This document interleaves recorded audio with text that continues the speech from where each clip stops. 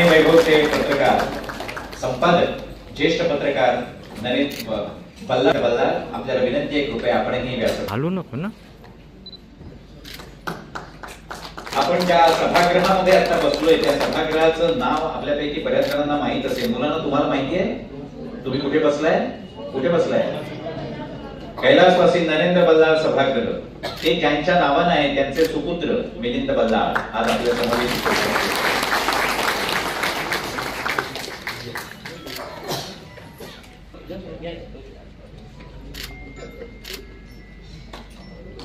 आपण अशोक शिंगारे यांचं स्वागत करावं. जिल्हाधिकारी म्हणून तर ते आपण सर्व त्यांना जाणतो, पण प्रशासनामध्ये त्यांचा दबदबा आहे. मागे कुठे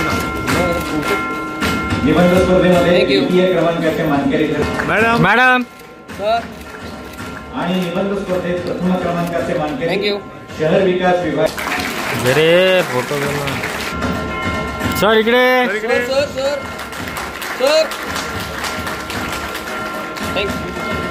सर द्वितीय क्रमांकाचे मानकरी सार्वजनिक आरोग्य विभागाचे शहर कार्यक्रम व्यवस्थापक. लेखन स्पर्धेमध्ये प्रथम क्रमांकाचे मानकरी बालकोम आरोग्य केंद्राच्या वैद्यकीय मॅडम सर. सुलेखन स्पर्धा तृतीय डॉक्टर मिताली संचेती तृतीय क्रमांकाच्या मानकरी. द्वितीय क्रमांकाच्या आणि सुलेखन स्पर्धेत प्रथम क्रमांकाचे मानकरी विभागाचे कार्य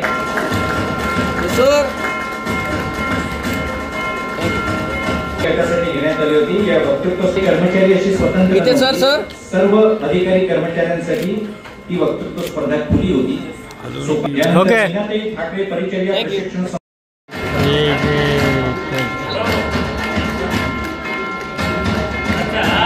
सर फोटो सर इकडे सर लगे सर.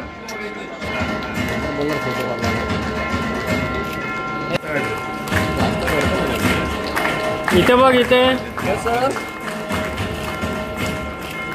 ओके आणि पल्लवी स्पर्धा सर इथे सर.